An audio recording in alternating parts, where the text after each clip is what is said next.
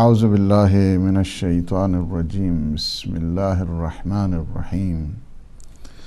الحمد للہ رب العالمین الصلاة والسلام علی اشرف الانبیاء والمرسلین وعلی آلہ الطیبین الطاہرین المعصومین المنتجبین اما بعد فقد قال الامام سید الساجدین زین العابدین علیہ الصلاۃ والسلام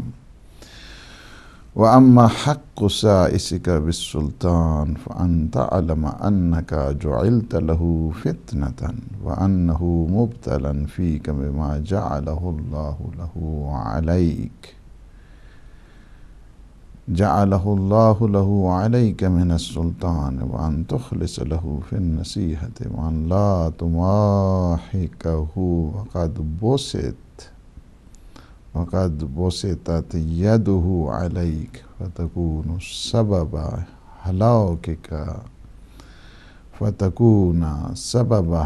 ہلاکک نفسک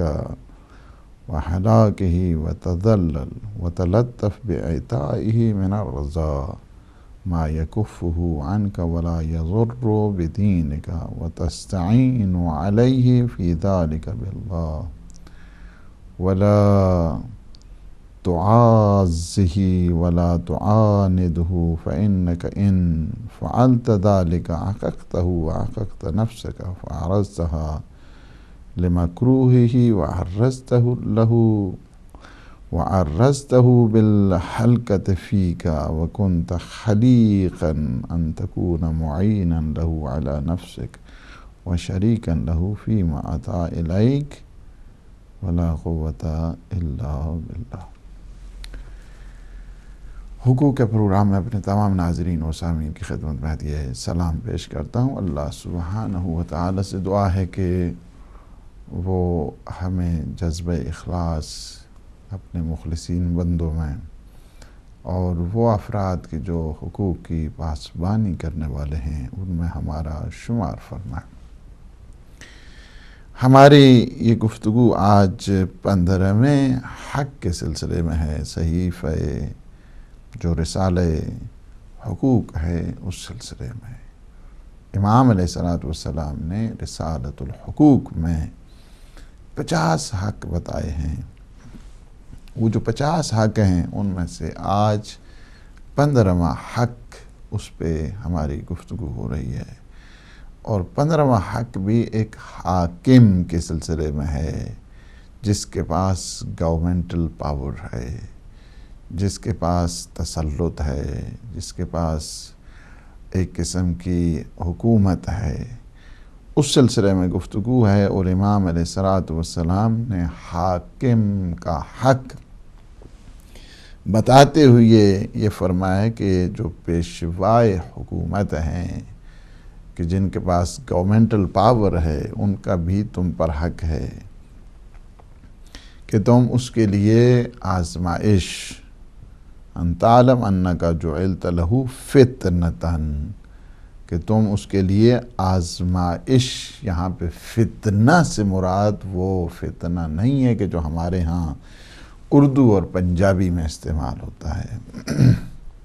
یہاں فتنہ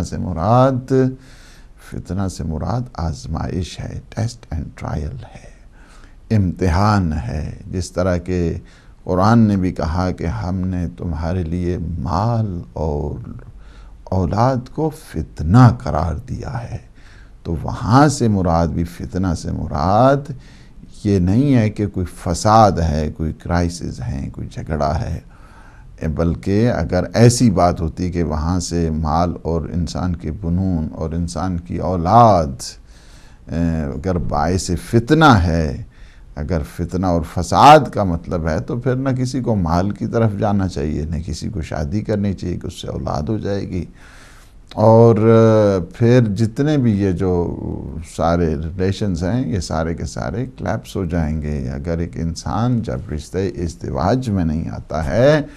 اور جب ایک انسان شادی نہیں کرتا تو باقی جتنے رشتے ہیں وہ ڈیپینڈ اسی پر کر رہے ہیں، کیونکہ شادی جب ایک انسان کرتا ہے، میرج کانٹریکٹ میں ایک انسان آتا ہے، اس کے بعد ہی وہ باپ بنتا ہے، اس کے پھر اولاد ہوتی ہے، پھر وہ آپس میں بھائی بنتے ہیں، بہنیں بنتی ہیں، باقی جتنے رشتے ہیں ان رشتوں کی بنیاد یہی ہے۔ تو بات فقط کہنے کا مطلب یہ ہے کہ امام علیہ السلام نے فرمایا کہ فَأَنْ تَعْلَمْ کیا ہے؟ أَنَّكَ جُعِلْتَ لَهُ فِتْنَةً، کہ تم کیا ہو اس کے لیے ایک آزمائش کا اور ایک ٹیسٹ اینڈ ٹرائل کا، ایک امتحان کا ذریعہ قرار دیے گئے ہو۔ اور اس کا جو تسلط یعنی کیا ہے کہ پھر اس کا جو تسلط ہے بما جعلہ اللہ لہ علیک من السلطان وان تخلص لہ فی النسیہ، اور پھر یہ ہے کہ اس کا چونکہ تمہارے اوپر تسلط ہے وہ بھی اس ذریعے سے آزمایا جاتا ہے، یعنی دونوں قسم کا۔ تمہاری جو ہمارے لیے آزمائش بنی ہے ایک اور جہت کے ساتھ ہے، اسی طرح جو سلطان ہے، حاکم ہے، اس کے لیے بھی ایک آزمائش ہے کہ اللہ نے تجھے اقتدار دیا ہے، اللہ نے تجھے یہ گورنمنٹل پاور دی ہے، اللہ نے تجھے یہ سلطنت دی ہے، تم کس طرح بیہیو کر رہے ہو اپنی امت کے ساتھ، اپنی رعایا کے ساتھ، اپنی کمیونٹی کے ساتھ، اپنے اس جو قوم اور ملت ہے ان کے ساتھ تمہارا کیا ہے۔ لہٰذا ایک جہت کے ساتھ پھر کیا ہے، سفارش کی امام علیہ السلام نے، پھر تمہیں کیا کرنا چاہیے، ان تخلص لہ فی النصیحۃ وان لا تماحکہ وقد بسطت یدہ علیک، فرمایا کہ اس طرح کرو، لہٰذا تم اس کی بات کیا کرو، خلوص کے ساتھ سنو، اخلاص کے ساتھ سنو، سنسیریٹی کے ساتھ سنو، اور اس سے اس وقت جھگڑا کیا ہے، جھگڑا بازی نہ کرو خواہ کے، اور جب کہ وہ تمہارے اوپر اس وقت مسلط بھی ہے، تسلط بھی رکھتا ہے، اس صورت میں تم اگر اس طرح جھگڑا کرتے رہو گے فضول قسم کا اور بغیر کسی حق کے، تو پھر اس صورت میں تم اپنی اور جو اس کی خود ہے ہلاکت کا تم باعث بنو گے۔ لہٰذا کیا ہے کہ اس کے ساتھ پھر فرمایا کہ لا تماحکہ وقد بسطت یدہ علیک فتکون سبب ہلاک نفسک وہلاکہ وتذلل وتلطف بإعطائہ من الرضا ما یکفہ عنک، یعنی یہاں پہ کیا ہے کہ تم نے کیا کرنا ہے، نرمی کے ساتھ رہنا ہے، فروتنی کے ساتھ رہنا ہے، اس کے ساتھ پیش آؤ اس انداز کے ساتھ، نرمی کے ساتھ، حسن سلوک کے ساتھ، اور اس کی رضا تم حاصل کرو، تاکہ وہ تمہارے جو دین ہے اس کے پاس چونکہ اس وقت طاقت بھی ہے، اقتدار بھی ہے، تسلط بھی ہے، کہیں تمہارے دین کو وہ نقصان نہ پہنچا دے، کہیں وہ ذاتیات میں آ کر تمہیں نقصان نہ پہنچائے تمہارے دین کو۔ تو فرمائے اس سلسلے میں تمہیں کیا چاہیے کہ تاکہ تم خدا سے مدد حاصل کرو، ما یکفہ عنک ولا یضر بدینک وتستعین علیہ فی ذلک باللہ ولا تعاذہ ولا تعاندہ فإنک ان فعلت ذلک احققتہ واحققت نفسک۔ فرمایا کیا ہے کہ اس سلسلے میں تم کیا کرو، اللہ سبحانہ وتعالی سے تم مدد حاصل کرو، مدد طلب کرو، اس سے برتری حاصل کرنے کی کوشش، یعنی خواہ مخواہ کہ تم اس ٹکراؤ میں نہ آ جاؤ کہ تم اس طرح کوشش کرو کہ اس سے برتری حاصل کرنے کی کوشش کرو، اور پھر فرمایا تم اس سے دشمنی بھی نہ کرو، چونکہ اگر تم ایسا کرو گے تو تمہارا بھی نقصان ہوگا، خود کو بھی نقصان پہنچاؤ گے، اس سے بھی تم نقصان پہنچائے گے، اور اسے اپنی طرف سے متنفر کرو گے اور اسے معرض ہلاکت میں تم پہنچاؤ گے، تو یہ تمہارے لیے بہتر یہی ہے کہ تم ضرر میں اس کے معاون ہو جاؤ، اور جو بھی تمہارے ساتھ کرے اس کے شریک ہو جاؤ، اور یہ خدا سے قوت اور طلب کی جائے، ولا قوت الا باللہ، یعنی خداوند عالم سے ہی قوت اور طاقت طلب کی جائے، اس کے علاوہ کوئی طاقت نہیں ہے، اس کے علاوہ کوئی قوت نہیں۔ یہاں پہ آپ نے دیکھا کہ یہ جو اس کا جو ظاہری ترجمہ ہے،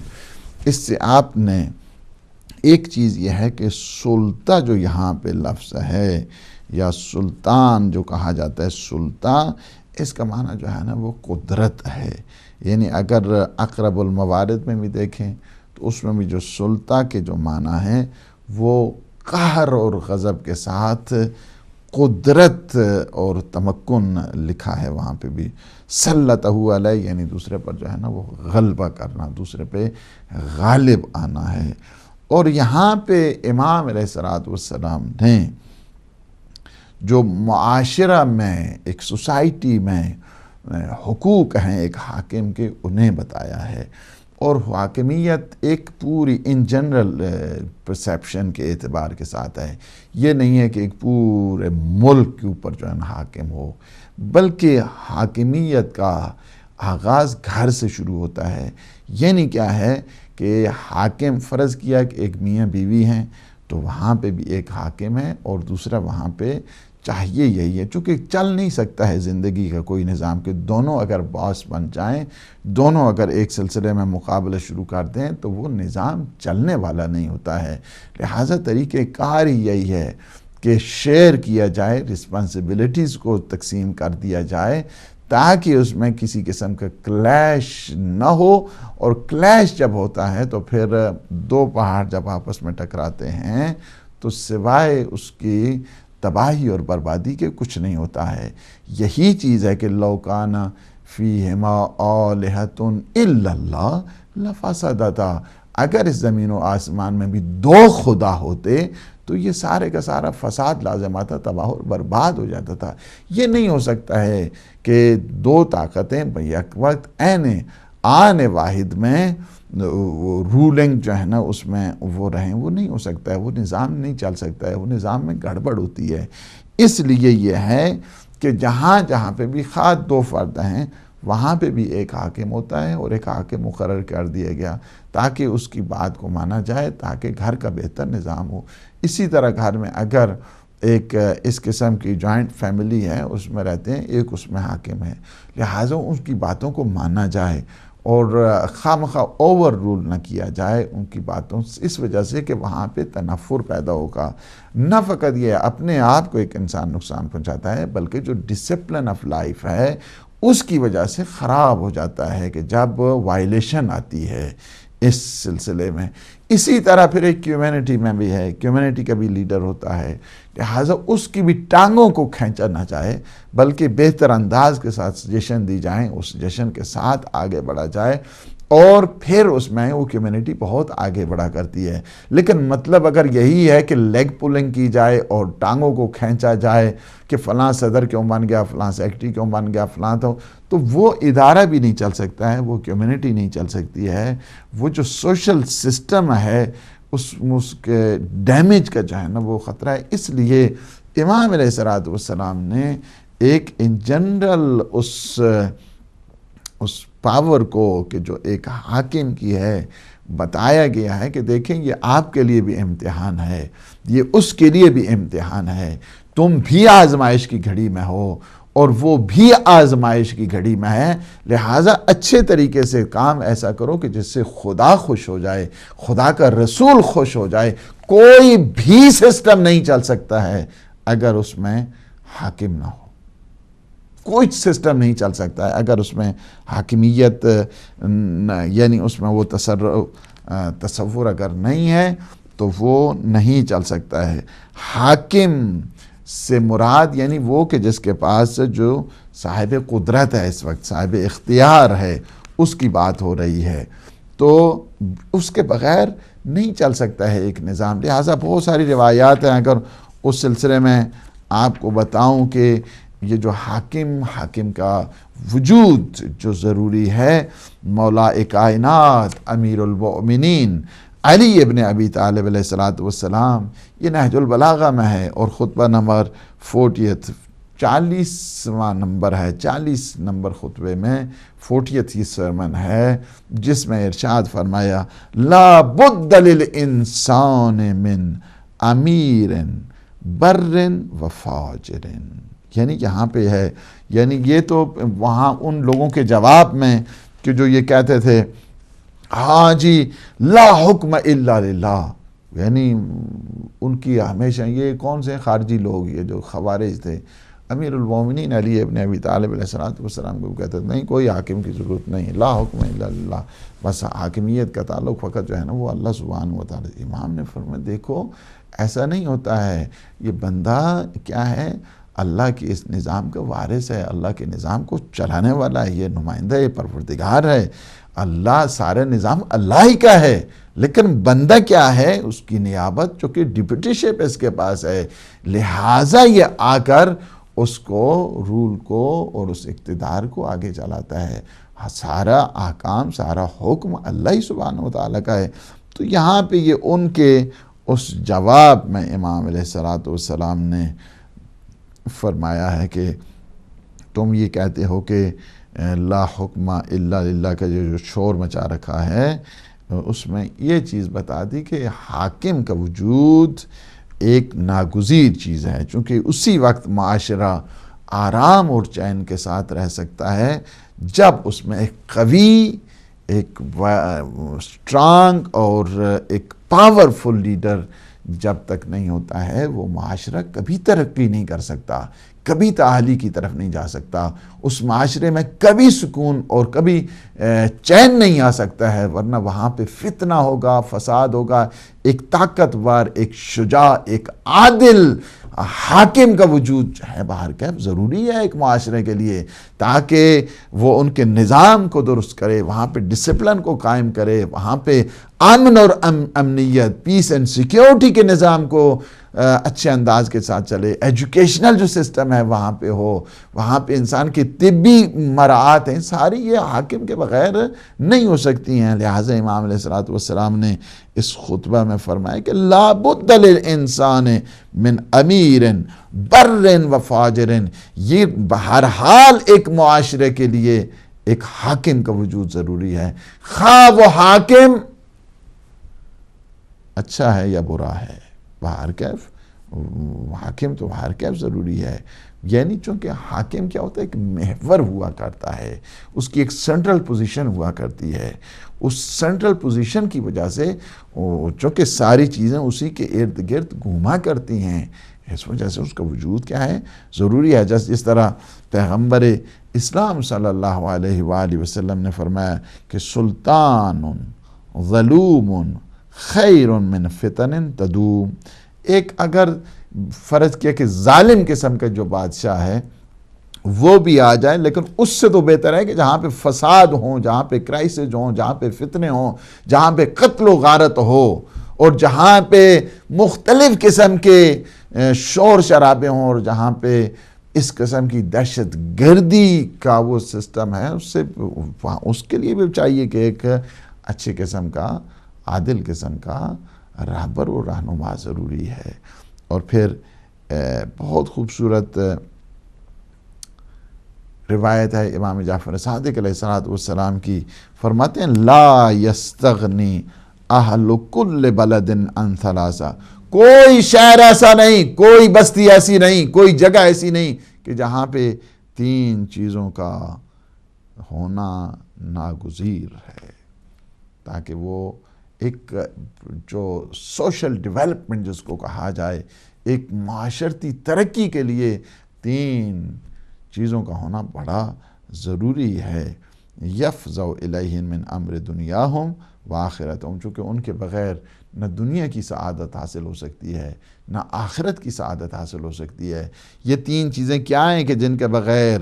انسان معاشرتی زندگی جو ہے، انسان کی معاشرتی زندگی کلیپس ہو جاتی ہے اگر یہ تین چیزیں نہ ہوں کسی معاشرے میں۔ کون سی ہیں؟ پہلی فرماتے ہیں کہ فقیہ عالم ورع، فرمایا کہ سب سے پہلی چیز یہ ہے کہ کس قسم کا دیندار، فقیہ، سمجھدار، ہوشیار، باتقوی عالم وہاں پہ چاہیے، کیونکہ اس کے بغیر آپ دین سے محروم ہو جائیں گے۔ اگر عالم، فقیہ اور دانشمند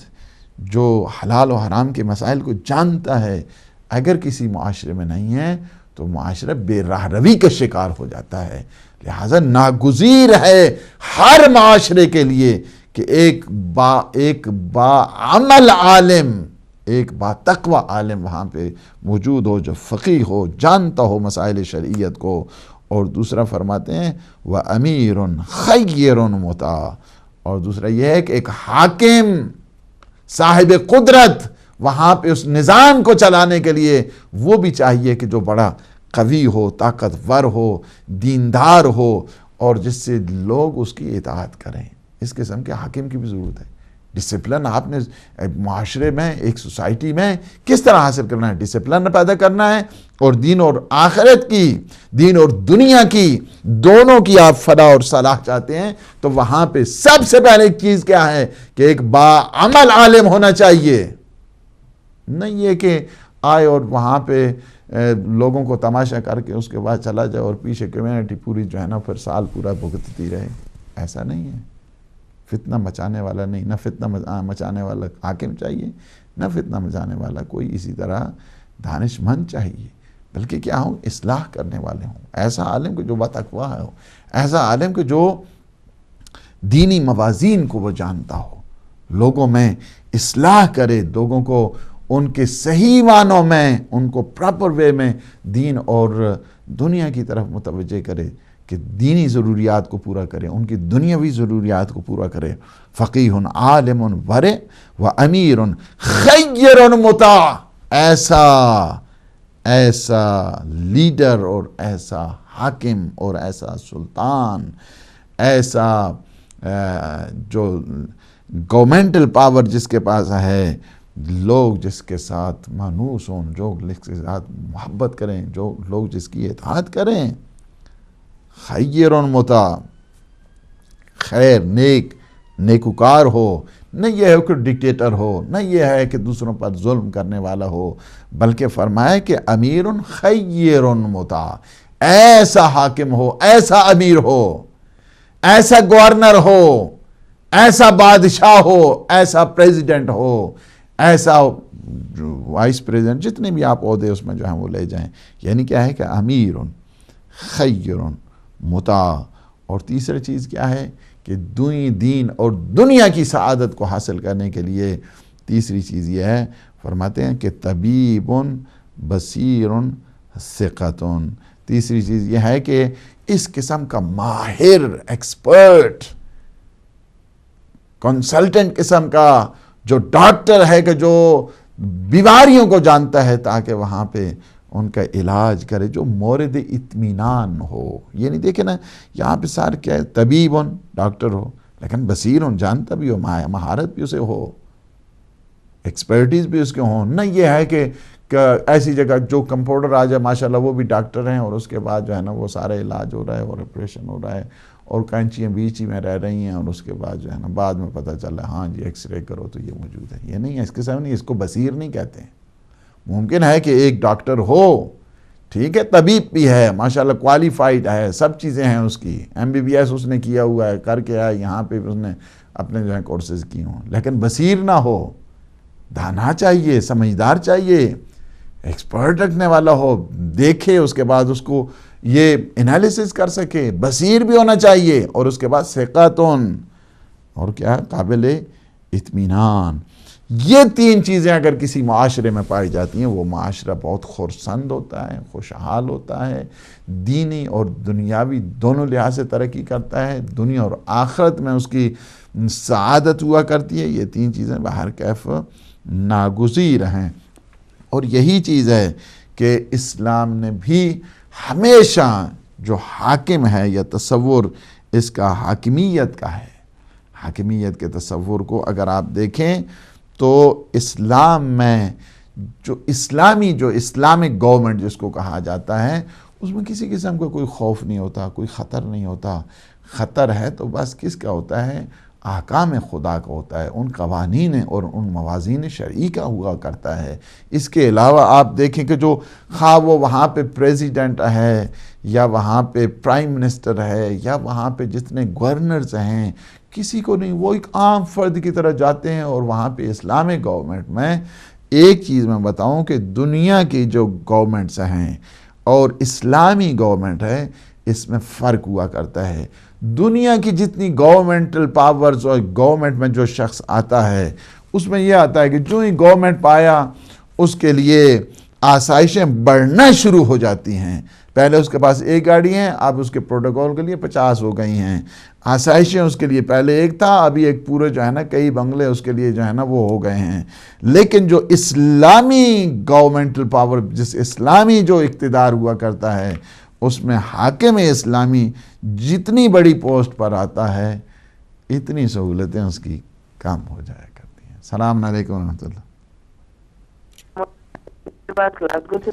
جی ماشاء اللہ، جی جی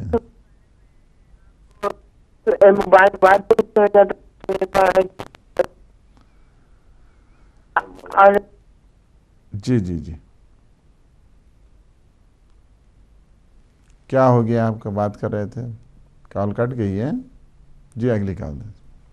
ہیلو جی السلام علیکم۔ جی بچے ہے بات سلام۔ السلام علیکم ورحمۃ اللہ۔ جی کون بول رہے ہیں؟ میں پوچھتی مولانا صاحب سے بات کرنی ہے۔ ہاں میں بول رہا ہوں، جی فرمائیے۔ جی آپ کو ایک کوشچن کر سکتی ہوں؟ ہاں ہاں کوشچن کریں، جی فرمائیے۔ جی میں بلیک بار سے بول رہی ہوں، بھائی کیا جو ہندوؤں میں شادیاں ہوتی ہیں تو جو ہماری مسلم شادیاں ہوتی ہیں یا انگلش کرسچین جس مذہب میں بھی ہوتی ہیں، کیا ان کی شادیاں نہیں ہوتی؟ ٹھیک، بالکل ٹھیک ٹھیک، سمجھ گیا میں۔ السلام علیکم ورحمۃ اللہ۔ السلام علیکم۔ وعلیکم السلام مولانا، میں شیخ بس رات کو سے بول رہا ہوں۔ ہاں کال کٹ گئی۔ تو میں یہ آپ سے جو چھوٹا سا سوال کرنا چاہ رہا تھا کہ ہمیں تو دیکھ رہے ہیں کہ اللہ نے ہمیں تو کہا ہے کہ آپ رجس سے دور ہو جاؤ، اور انہوں نے ہمیں کہا ہے آپ رجس اور برائی سے دور ہو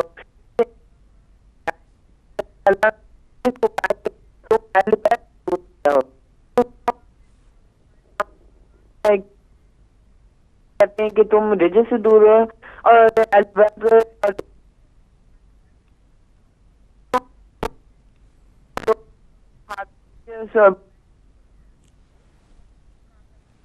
جو کے قریب رجس آ نہیں سکتا، تو پھر وہ کون سے اسلام میں داخل ہوتے ہیں؟ یہ میں کہ وہ ان کا کون سا اسلام ہے، یہ میں آپ سے سوال کرنا چاہتا ہوں کہ وہ کس سے اپنے حال میں رجس رکھ کے اور کلمہ پڑھ کے ان کا مقابلہ کر سکتے ہیں جن کے قریب رجس آ نہیں سکتا؟ یہ میرا سوال ہے۔ Thank you. ٹھیک،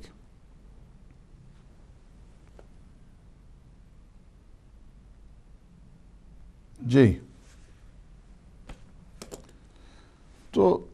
دے دے میں 5 ہی فقط کالز جو ہے نا وہ لوں گا، چونکہ اس کے بعد میں لائیو پروگرام بھی ہے اور مجھے فقط 5 ہی کال دینے۔ جی السلام علیکم ورحمۃ اللہ۔ السلام علیکم۔ السلام علیکم، بسم اللہ۔ وعلیکم السلام ورحمۃ اللہ۔ جی ماشاء اللہ، مولانا ہے؟ جی میں بول رہا ہوں جی، تسی ملٹن کین تو بول رہے۔ جی جی شاہ جی، مولانا جی جی بسم اللہ۔ جی جی جی جی بسم اللہ، بسم اللہ، ملٹن کین سے بول۔ جی جی جی آپ نے بخار کے متعلق وہ بتایا تھا، کلنا بھی لکھنا ہے ساتھ، کلنا یا نار کونی بردم و سلامن علی ابراہیم۔ نہیں وہ جڑا مورد دسی نا دعا وہ ہے وے کہ وہی ہے، اس نے کل نار نہیں ہے اس دے وچ، یا نارو کونی بردم و سلامن علی ابراہیم۔ یا نارو، جی یا نارو کونی بردم و سلامن علی ابراہیم، ٹھیک، بس اے لکھو۔ مہربانی، بہت مہربانی۔ اللہ پاک انشاءاللہ خرچ رکھے۔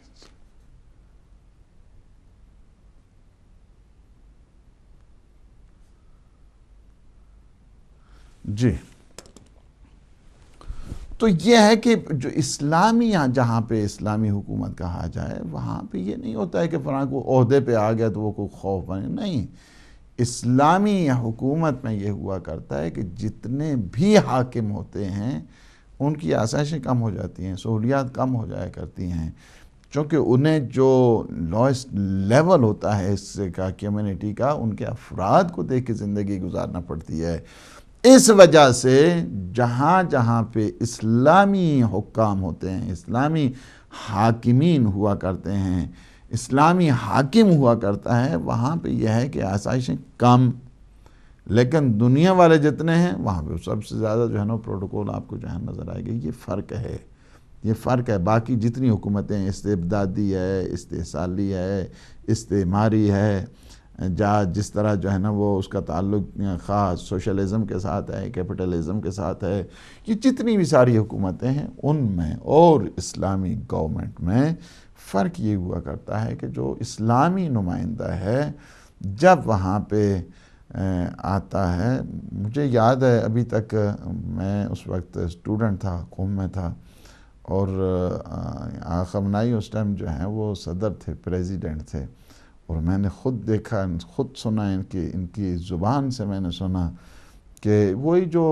اس دوران ٹوکن ٹائپ جو ہے نا وہ ہوتے تھے، جو ٹوکن ہم لوگوں کو دکان پہ لے کر اتنی چینی لینی ہے، اتنا گوشت ہے، اتنا پنیر ہے، ہر ایک چیز کے ہوتے تھے۔ اس ٹائم جنگ کا زمانہ تھا، تو انہوں نے خود کہا کہ ہمارے گھر میں پنیر، ہمارے گھر مہمان ہیں، اور پنیر ویسے بھی یہ چیز جس کو آپ کہتے ہیں اس کو پنیر، یہ چیز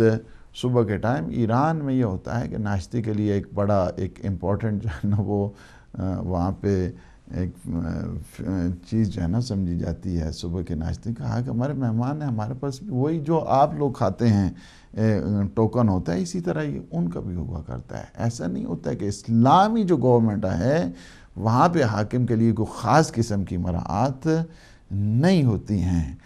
یہ چیز آپ کسی جگہ باقی نہیں دیکھ سکتے۔ میں اگر آپ کو امیر المومنین علی ابن ابی طالب علیہ السلام کی، ظاہر ہے کہ یہ سمبل وہی ہیں، سارے کی ساری شناخت وہی ہیں۔ ایک دفعہ جب عاصم ابن زیاد حارثی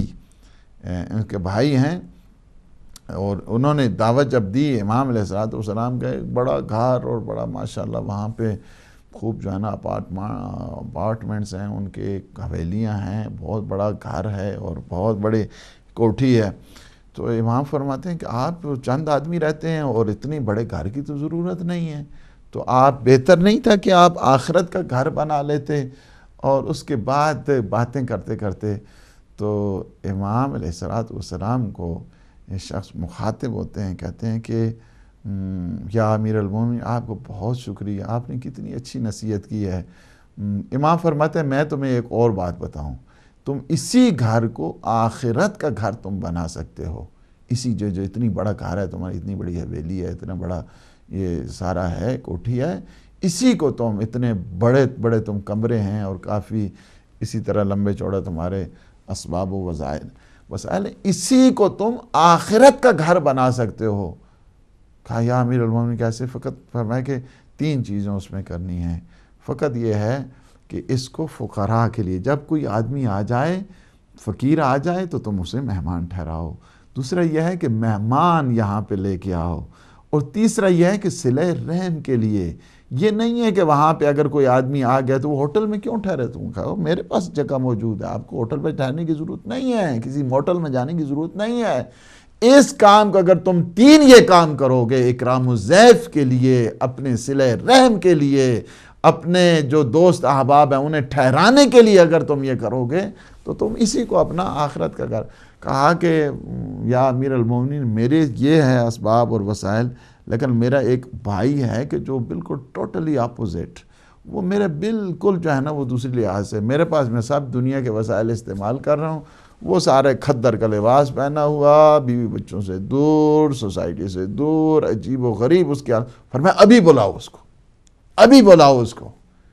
جب بلایا تو دیکھا تو اس طرح لباس پہنا ہوا۔ امام فرماتے ہیں اے بندے خدا، تجھے تو شیطان نے گرفتار کیا ہوا ہے، تم نے اپنی یہ حالت کیا بنائی ہوئی ہے، اس طرح تم زندگی گزارے؟ خوب ڈانٹا ہے امام نے۔ اس کے بعد امام سے کہتے ہیں کہ یا امیر المومنین آپ کا لباس بھی تو میری طرح ہے۔ فرمایا مجھ میں اور تجھ میں فرق ہے، تم کبھی مجھے اپنے ساتھ مقایسہ نہ کرنا، اپنے ساتھ قیاس نہ کرنا، میں حاکم مسلمین ہوں، لہٰذا میرا جو سلیقہ زندگی ہے اس شخص جیسا ہونا چاہیے کہ جو اس رعایا میں سب سے کم ترین فرد ہے، میں حاکم مسلمین ہوں، لہٰذا میرے ساتھ تم اپنے آپ کو مقایسہ نہ کرو۔ تو یہ ہے کیا ہے، یہ بات بتا دی گئی کہ جو حکومت حاکم اسلامی ہوتا ہے، اسی وجہ سے جتنے بھی آپ ریاضت کے واقعات آپ کو 4.5 سالہ دور امیر المومنین میں ملیں گے، کسی جگہ آپ کو نہیں ملیں گے۔ وہی کوفہ ہے جہاں پہ امام علیہ السلام ستو ہیں، وہ خشک روٹیاں ہیں زانو کے ساتھ توڑی جاتی ہیں اور زندگی گزار رہے ہیں، بلکہ اس کے اوپر تھیلی کے اوپر جو ہے نا وہ جو خشک روٹیاں ہوتی ہیں اس پہ مہر لگا دیتے ہیں۔ ایک آدمی مسجد کوفہ میں آتا ہے اور آ کر امام نے اس کو کھولا چوئیں اس تھیلی کو، تو جب کھانا اس سے بھی تعارف کیا کہ آپ بھی کھائیے، مہمان نے 1-2 لوگوں نے کہا کہ مجھ سے تو قدرت نہیں ہے، میرے لیے تو کافی ہو گیا۔ امام نے فرمایا کہ تمہیں اگر اچھا کھانا چاہیے نا تو اس طرح جاؤ، وہاں پہ حسن مجتبیٰ کا گھر ہے، وہاں پہ تم جاؤ، تمہیں اچھا کھانا مل جائے گا۔ اب کیا ہے کہ اس نے ایک کویسچن کیا، کہا کہ یہ بتائیے کہ یہ سوکھی ہوئی روٹیاں ہیں، یہ تھیلی ہے، تھیلی کے اوپر آپ نے مہر لگا دی ہے، یہ کیا چیز ہے؟ فرمایا کہ آپ کو نہیں پتہ ہے، میری بچیاں مجھ سے بہت محبت کرتی ہیں، میں نہیں چاہتا کہ ان روٹیوں کے اوپر وہ روغن لگائیں، گھی لگائیں۔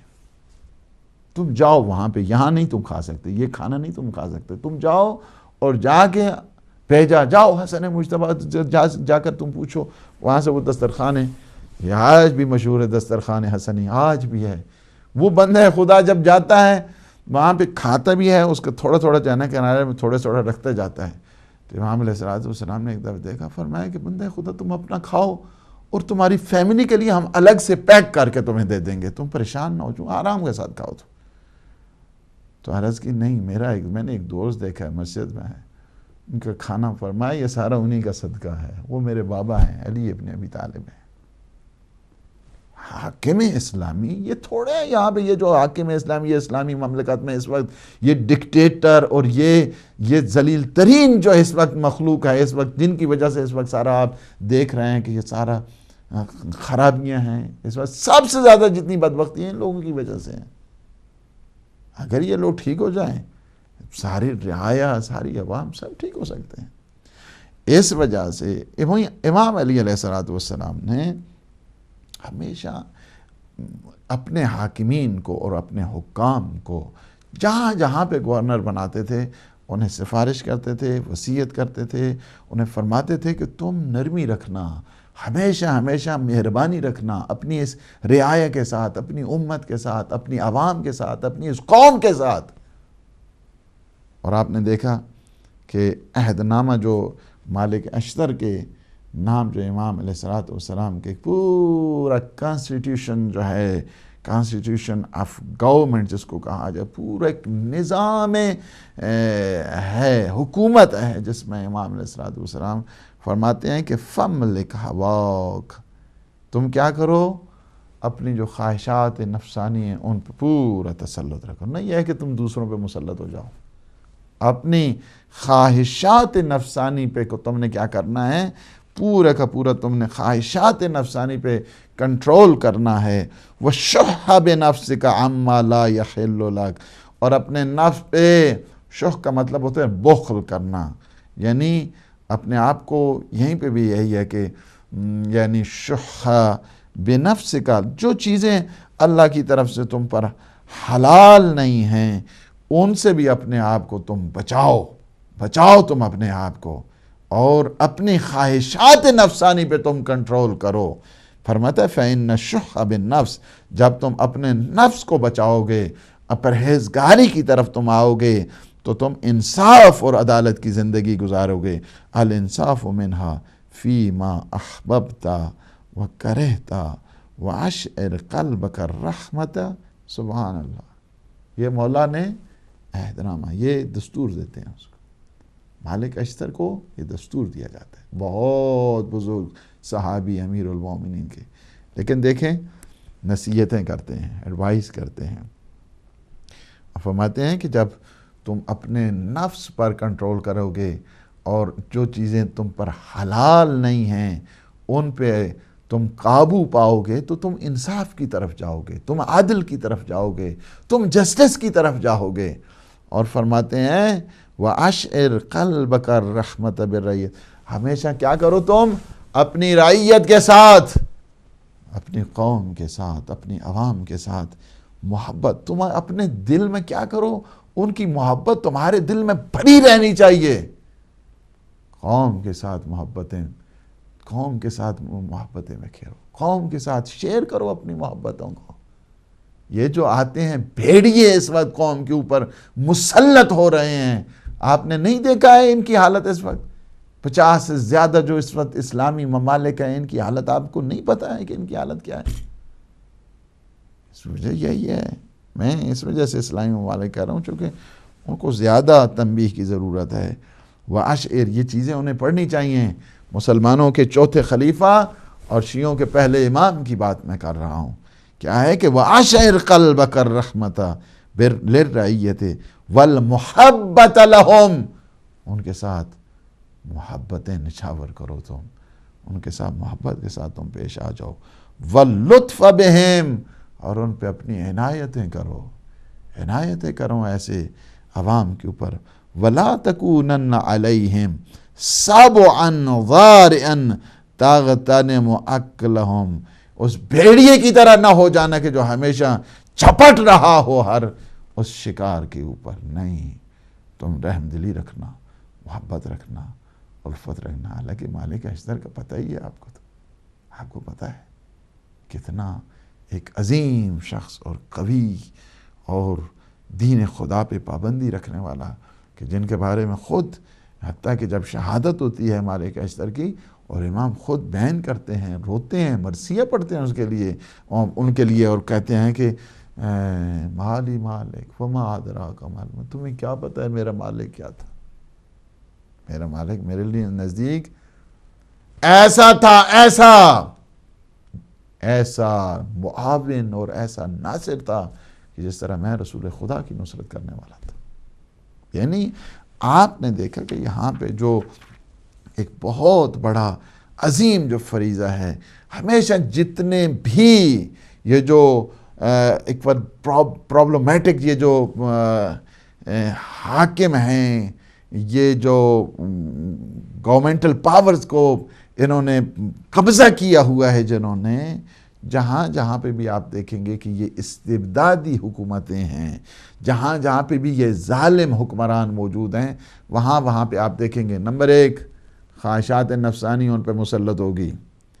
ہمیشہ غیر مشروع طریقوں سے وہ اپنے حالات کو بناتے ہیں، ماحول بناتے ہیں، اور جس کی وجہ سے وہاں پہ ظلم اور جبر اور بربریت اور فساد جو مچایا جاتا ہے۔ اور آپ دیکھ رہے ہیں کہ اس وقت جو صورتحال ہمارے ہاں کیا ہو رہی ہے، اور جہاں پہ عادل حکمران ہوا کرتے ہیں وہاں پہ انصاف ہوتا ہے، فضیلتیں ہوتی ہیں، رحم دلی ہوتی ہے، وہاں پہ محبتیں ہوتی ہیں، ایک دوسرے کے ساتھ وہ پیار کرتے ہیں۔ یہ چیز آپ اگر دیکھنا چاہتے ہیں تو وہاں پہ آپ کو ملے گی۔ اور دوسرے یہ کہ آپ اگر مہربانی کی جتنی مثالیں ہیں، آپ کو چاہیے کہ، اور ہمیں چاہیے، یہ پیغمبر اسلام کا مہینہ ہے، پیغمبر اسلام کے حضور دیکھنی چاہیے، حتیٰ کہ اس حد تک رؤوف تھے ہمارے پیغمبر، رحیم تھے۔ یہ واحد صفت ہے پیغمبر اسلام کے قرآن میں جو انبیاء کے طور پر ایک سب سے زیادہ جو سمبل ہیں انبیاء کے، ان کے لیے رؤوف رحیم، جس طرح رحیم کا لفظ استعمال کیا گیا پیغمبر اسلام کے لیے ہے۔ پیغمبر اسلام اس حد تک آپس میں اجتماعی جو ہوتے تھے حالات، ایک اس طرح کے جس طرح ایک پدر بزرگوار ہوا کرتا ہے، ایک باپ کی طرح زندگی گزارا کرتے تھے۔ حتیٰ کہ روایات میں 1-2 میں روایتیں پڑھ کے ٹائم میرا تمام ہو رہا ہے، حتیٰ کہ ابن مسعود نے بھی اس بات کو نقل کیا ہے، کہتے ہیں کہ اتن نبی رجل یکلمہ فعرعدا، ایک آدمی پیغمبر کے پاس آیا، بات کرنا چاہتا تھا لیکن ڈر گیا۔ پیغمبر اسلام کیا فرمایا؟ فقال حون علیک فلست بملک، آپ کیوں خواہ ڈر رہے ہیں؟ کس طرح کیا ہے؟ کیا ہو گیا تمہیں؟ ڈرو نہیں، میں کوئی بادشاہ نہیں ہوں، تمہارا باپ ہوں، تمہارا باپ۔ اس طرح کر کے پیغمبر اسلام لوگوں کو قریب لاتا، حتیٰ کہ واحد آپ کو لیڈر اس کائنات میں ملے گا کہ جو عوام کے لوگ ہوتے تھے مذاق تک کر جاتے تھے اور مزاح تک ہوتا تھا، اور پیغمبر اسلام بالکل ایک اس طرح بھائی چارے کے ماحول میں اور اس طرح الفت اور محبت پیغمبر اسلام کی، حتیٰ کہ ایک روایت میں ہے کہ حتیٰ خود ابو ہریرہ بعض اوقات جو ہے نا وہ عجیب قسم کا وہ مذاق پیغمبر نے ایک دفعہ منع کیا، یہ عربوں کی طرح جو ہے نا یہ جو بہت زیادہ ایک غلیظ قسم کا وہ مذاق ہوتا ہے وہ نہیں ہونا چاہیے ایک دفعہ، بلکہ پیغمبر اسلام کے جوتے جو ہے نا وہ لے گئے اور جوتے مسجد سے اور کھجور کی دکانوں میں وہاں پہ انہوں نے کہا کہ اسے گروی رکھ لو اور مجھے اتنی کھجور ہوتی، جب وہ لے کے آئے مسجد میں تو پیغمبر اسلام نے فرمایا کہ یہ تم کیا کھا رہے ہو، یا ما تاکل، تم کیا کھا رہے ہو؟ تو کہا کہ نعل رسول اللہ، پیغمبر اسلام کے جوتے کھا رہا ہوں، یعنی چونکہ وہاں بھی جوتے جو ہے نا گروی رکھے اور یہاں پہ کیا کھا رہے ہیں؟ پیغمبر اسلام کے جوتے کھا رہے ہیں۔ یعنی یہ ہے کہ پیغمبر اسلام صلی اللہ علیہ وسلم کائنات کا سب سے بڑا لیڈر، لیکن اس حد تک رؤوف، رحیم، محبت، الفت اپنی عوام کے ساتھ، رعایا کے ساتھ، اور سارے لوگ آتے تھے بغیر بے دھڑک قسم کو، سارے کوسچن کرتے تھے، محبتیں ہوتی تھیں۔ پیغمبر اسلام صلی اللہ علیہ وآلہ وسلم حتیٰ کہ جو افراد بیٹھے ہوتے تھے سب کی طرف بیک نگاہ جو ہوتی تھی، اور نگاہ میں بھی عدل ہوا کرتا تھا، نگاہ میں بھی لطف اور محبت ہوا کرتا تھا۔ یہ سیرت ہے پیغمبر اسلام کی، اور اللہ سبحانہ وتعالی نے بھی کیا کہہ دیا کہ فرمایا کہ فَبِمَا رَحْمَةٍ مِّنَ اللَّهِ لِنْتَ لَهُمْ، یعنی یہ کیا ہے؟ یہ اسی رحمت کی طرف ہے، یعنی اس قدر پیغمبر اسلام میں وہ صفائے باطن، محبت، جوش ماری تھی، حتیٰ کہ اپنے صحابیوں سے بھی کہتے تھے، اپنے صحابی کسی صحابی کی میرے سامنے جو ہے نا، میرے سامنے ان کی بدخوئی نہیں کرنا، جو جتنے آپ جاتے ہیں، یعنی لوگوں کو غیبت سے منع کیا، لوگوں کو تہمت سے منع کیا، لوگوں میں پیار سکھایا، لوگوں میں محبتیں سکھائیں، خود اس کے عملی طور پر نمونے جو ہیں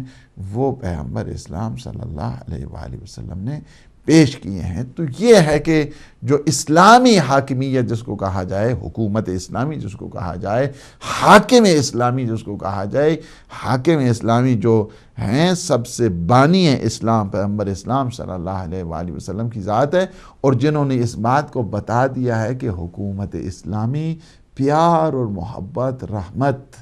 اور انسان میں الفتیں پیدا کرتی ہے۔ یہ جو دہشت گردی ہے، ایک دوسرے کے خلاف نعرے بازی، ایک دوسرے کو کافر قرار دینا، ایک دوسرے کے خلاف نفرتیں پیدا کرنا، یہ پتہ یہی ہے نا کہ چونکہ وہ اسلام کو بانی اسلام سے اگر لیتے تو بانی اسلام تو اپنے صحابیوں کو بھی اجازت نہیں دیتے تھے کہ کسی دوسرے صحابی کے متعلق تم بات کرو۔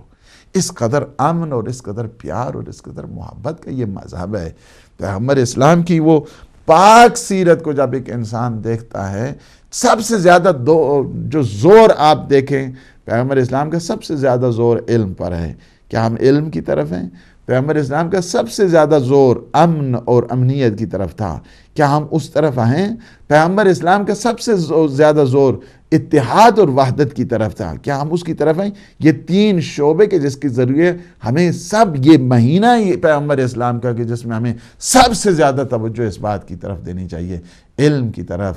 اور فتنہ اور فساد سے بچنے کے لیے، اور ہمیشہ پیار اور محبت اور اتحاد اور وحدت۔ چھوٹے چھوٹے جتنے ہیں اختلافات ہر گھر میں ہوتے رہتے ہیں، ان اختلافات کو چھوڑ کر کہ جو کامن پرسپیکٹیوز ہیں، جو ایک مشترکات ہیں، ان مشترکات کو لے کر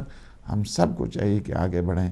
پیغمبر اسلام صلی اللہ علیہ وآلہ وسلم کا درس بھی یہی ہے، علم کی طرف زیادہ توجہ دیں، اتحاد اور وحدت کی طرف زیادہ توجہ دیں۔ بہت بڑی قربانیاں دی گئی ہیں،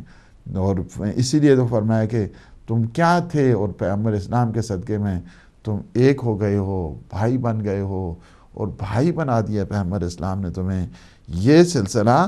فقط لفظوں کی وجہ سے نہیں ہوتا ہے، ہمیں چاہیے اتحاد اور وحدت لفظوں کا کھیل نہیں ہے، بلکہ ہمیں آپس میں پیار اور محبت کے ساتھ، عملی لحاظ کے ساتھ آگے بڑھنے کی ضرورت ہے۔ علم کو آگے بڑھائیں، پیار اور محبت کو فروغ دیں، اتحاد اور وحدت، یہ 3 اہم ترین زندگی کے جو پیغامات ہیں پیغمبر اسلام کی طرف سے، اس کو ہمیں اپنا سرمایہ زندگی قرار دینا چاہیے۔ خدا بحق محمد و آل محمد ہمارے ان لمحات کو اپنی عبادت میں شمار فرما، ہمارے گناہوں سے عفو درگزر فرما۔ پروردگار پیغمبر رحمت کے صدقے میں ہمیں علم عطا فرما، ہمیں پیار اور محبت نصیب فرما، ہمیں اتحاد اور وحدت کی طرف زیادہ سے زیادہ گامزن ہونے کی توفیق عنایت فرما۔ پروردگار عالم اسلام کو سربلند فرما، عالم طاغوت کو نابود فرما۔ خدائے بحق محمد و آل محمد پیغمبر رحمت کے صدقے میں ہمارے جتنے مومنین مومنات مریض ہیں انہیں شفا کاملہ اور عاجلہ عطا فرما، ہم سب کے مرحومین کی مغفرت فرما۔ امام زمان قطب عالم امکان کے ظہور پر نور میں تعجیل فرما، ہمیں اپنے امام کے ناصرین، مجاہدین، مبلغین میں شمار فرما۔ ربنا تقبل منا انک انت السمیع العلیم بجائے محمد و آلہ الطاہرین۔ انشاءاللہ یہ جو کویسچن رہ گئے ہیں، ٹائم چونکہ میرا ختم ہو گیا تو میں انشاءاللہ ان کا، لیکن غیور عباس کے چونکہ جو کویسچن تھا اور تھوڑا سا مجھے اس کے لیے ٹائم چاہیے گا، ہماری سسٹر نے جو بلیک برن سے کیا ہے فون، ان کا میں ساتھ ایسا بتا دوں کہ جو ہندوؤں کے ہاں، عیسائیوں کے ہاں اپنی شادیاں ہوتی ہیں وہ بالکل شادیاں ہیں ان کے اپنے مکتب کے اعتبار کے ساتھ، اور جو مسلمانوں کی شادیاں تھیں وہ شادیاں ہی ہوتی ہیں۔ ایسا نہیں ہے کہ جو کسی مکتب کے ہاں شادی ہوتی ہے تو وہ شادی نہیں ہوتی ہے، وہ بھی انشاءاللہ العزیز شادی ہے اور ان کے اپنے احکام کے تحت اس کو شادی ہی کنسیڈر کیا جائے گا۔ والسلام علیکم ورحمۃ اللہ وبرکاتہ۔